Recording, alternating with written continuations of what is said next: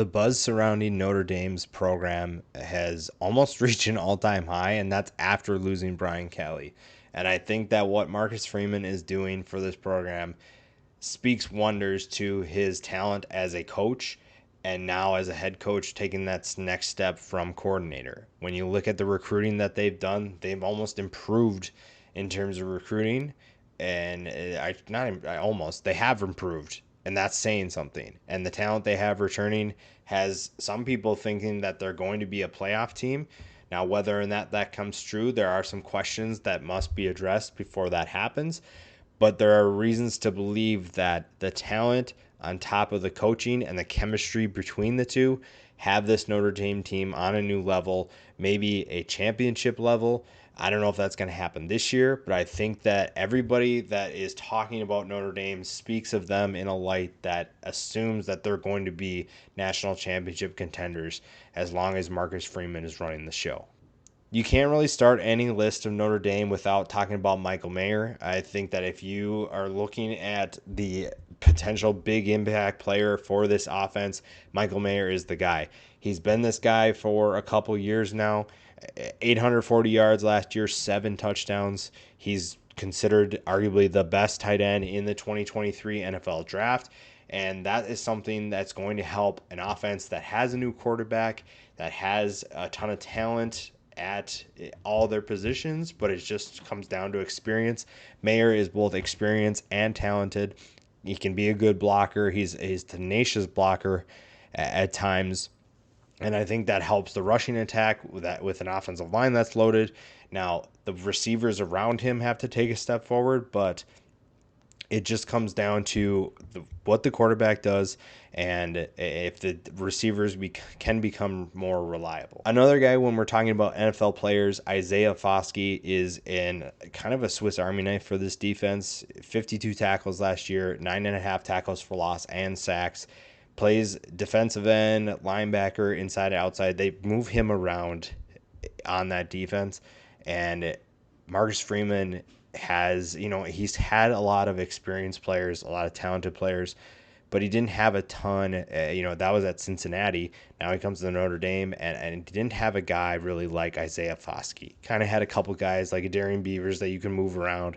Myjai Sanders was super talented, but Isaiah Foskey might be his most versatile weapon yet. And I'm really excited to see how they utilize him on defense and what are they going to do to throw teams off and be able to give them an advantage on the defensive side of the football.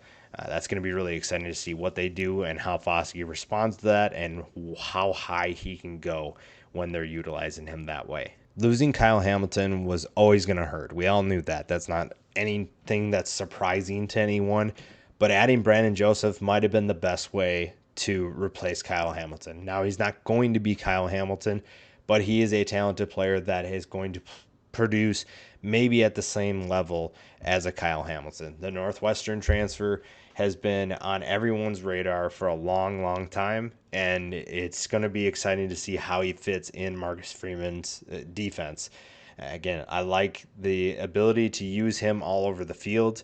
He does a little bit of everything, but he's more, he's probably going to be more of that guy that takes the back end of the defense. He's not going to be up in the trenches. He's not going to be in the backfield as much, but this is a leader who can pick up a system quick and make an impact right away. Jarrett Patterson returns to center for Notre Dame after spending a year at offensive tackle.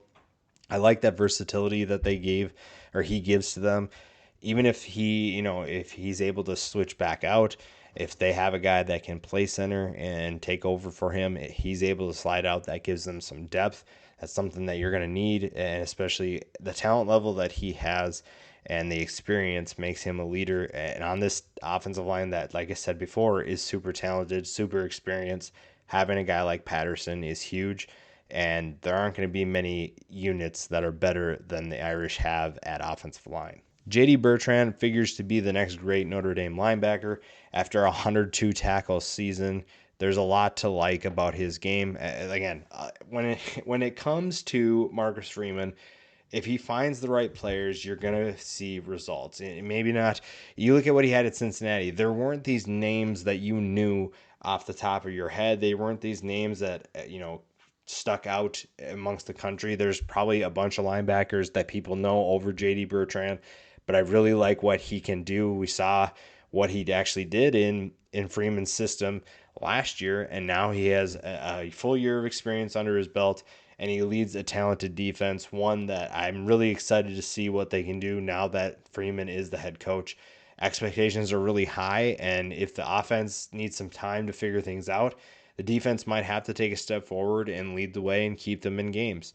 With the talent they have returning, there's no reason to believe that they can't do that, and it's going to be fun to watch, especially at linebacker, what they're capable of doing to be able to help them reach those goals. Another big loss for Notre Dame is Kyren Williams. Losing a guy like him is not going to be easy to replace. However, Chris Tyree has the speed, has the talent to do just that. It's going to be fun to see what he can do now that he is the starter, or at least he'll be the starter in the rotation, the majority ball carrier. We saw what he could do as a kick returner. We saw what he could do in limited action as a running back, as the backup. Now he gets to be the starter. What can he do to step up?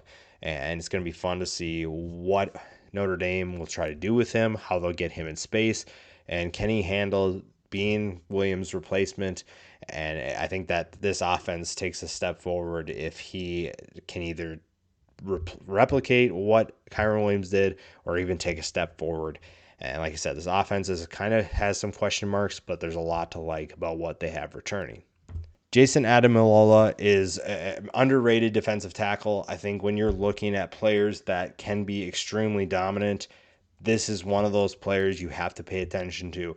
Everyone's going to pay attention probably to Isaiah Foskey. They're probably going to look at Brandon Joseph, the linebackers, but the interior defensive line, really the defensive line in general, is going to be elite for Notre Dame. I think they have the talent, they have the experience to be one of the best units in college football, and they're going against that Notre Dame offensive line in practice.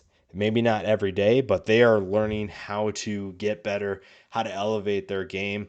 And when, it's the iron sharpens iron. And when you look at what these offensive and defensive lines return, there's no reason to believe that they both can't take a step forward and bring Notre Dame to those national championship aspirations. There's a lot of pressure on Tyler Buchner. Not only does he have to keep his job over Drew Pine, but you're looking at a guy who is pretty much expected to take Notre Dame to that next level. With the talent that he has around him, there's no reason that he can't be successful. It's just a matter of how much success does he experience. Coaching staff is very high on him. I think fans are expecting big things from him. Even though he didn't win the job last year, he lost out to Jack Cohn.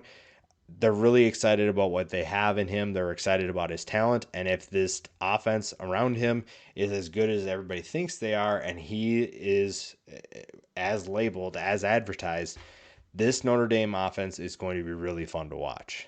I mentioned that the wide receivers have to step up. Avery Davis is one of those players that I need to see more out of. You need to see more of the wide receivers. Not everything is on Tyler Buchner. He obviously plays a big role, but there are guys that have to step up, and wide receiver is a big one. It's been kind of disappointing the last couple of years for the most part. They have the talent there. It's just a matter of what can they do. They can't throw the ball to Michael Mayer every play, and if the receivers are able to take a step forward, then Notre Dame's in business. We talked about Isaiah Foskey as a versatile weapon. I think Jack Kiser can play the same role, and maybe not to the level that Foskey does, but he certainly has the talent to be able to do what Foskey does at certain times. And you look at his production from last year, and you see why he's capable of doing that. It's really exciting if you're playing on a Marcus Freeman defense because you're going to use guys in multiple ways. You're going to be able to see what they can do, bring versatile weapons all over the field at every single level. And like I said, I'm really excited about this defense. I can think it's going to be one of the better defenses in college football. And it really, if you're looking at Notre Dame, national championships should be the expectation. There should be a team that competes for national championships every year. There's no reason why they shouldn't be able to. And when it comes down to it, it's really just a matter of The talent is there. Can you translate that to the field? I think Marcus Freeman has this program already on a new level, which is crazy. And it's really going to be fun to see what they're capable of doing under this new leadership.